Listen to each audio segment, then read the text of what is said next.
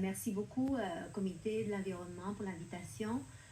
Nous sommes honorés avec Amélie, qui est aussi membre de l'Observatoire international des droits de la nature.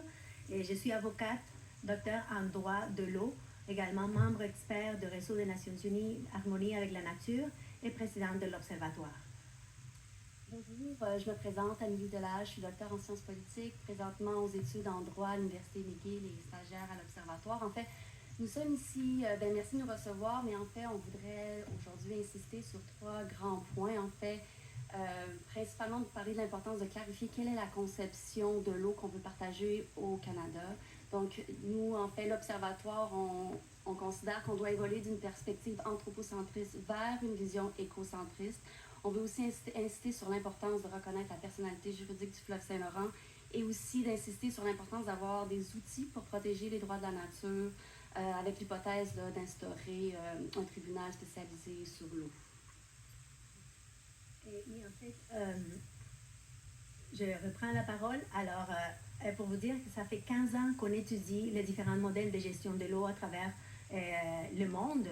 Et on a vu qu'il y a 2 statuts de l'eau qui se confrontent. L'eau comme chose commune, non appropriable et hors commerce, constituant aussi un droit humain fondamental.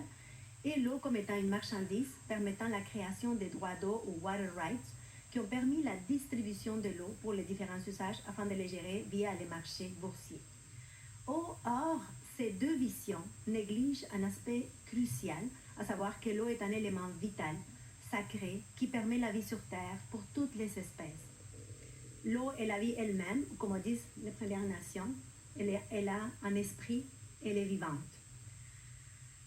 L'OIDN, notre observatoire, plaide certes en faveur de la reconnaissance du droit humain à l'eau et à l'assainissement, mais d'une manière plus fondamentale, l'Observatoire fait la promotion de la reconnaissance de l'eau comme étant partie d'un écosystème, voire d'un milieu de vie qui a des droits.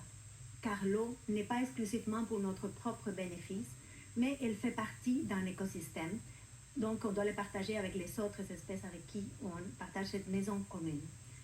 Nous voulons proposer une vision holistique qui reconnaît les devoirs de l'honorer, de la respecter et de la protéger. En plus, nous devons agir envers elle, non pas en tant que maître propriétaire, mais plutôt en tant qu'intendant ou des gardiens. Un modèle de gouvernance de l'eau qui reconnaît la personnalité juridique nous permet de nous responsabiliser par rapport à notre rôle de fiduciaire. La reconnaissance de la personnalité juridique du fleuve Saint-Laurent proposée par l'OIDN a été soutenue d'ailleurs par la NPD qui a déjà déposé un projet de loi pour reconnaître la personnalité juridique du fleuve qui est déjà devant la Chambre des communes.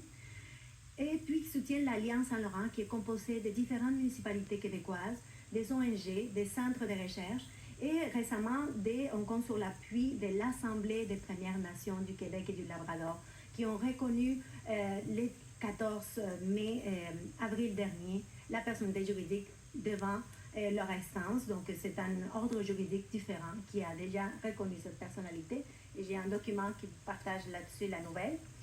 Donc, ce sont des outils innovateurs et puis on vous propose cette nouvelle vision pour qu'on puisse la préserver et la restaurer et finalement qu'on comprenne que protéger l'eau et les écosystèmes, c'est une responsabilité de nous tous et toutes.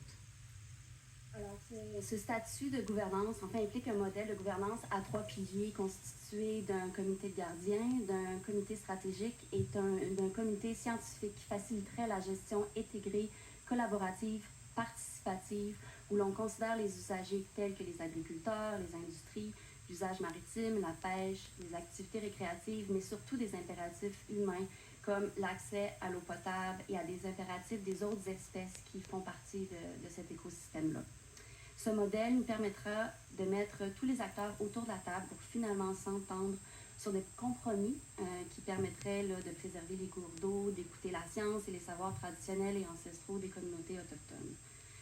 Pour ce faire, on propose aussi l'idée de mettre en place un tribunal spécialisé de l'eau, car les disputes vont se multiplier avec les changements climatiques et puis la transition énergétique aussi.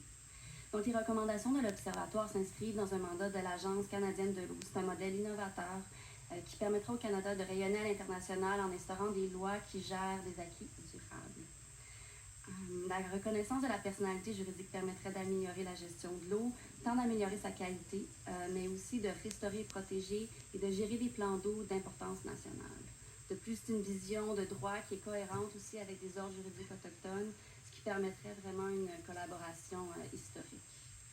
Ce modèle juridique des droits de la nature permettrait un vrai mécanisme pour reconnaître la responsabilité des diverses industries et du milieu des affaires, pour empêcher l'utilisation abusive et sans redevance aux Canadiens et Canadiennes.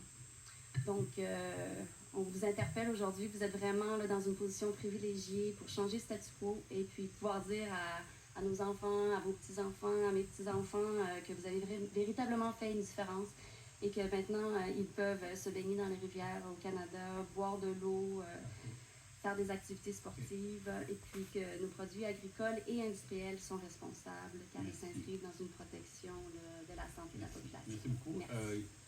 Comme j'ai mentionné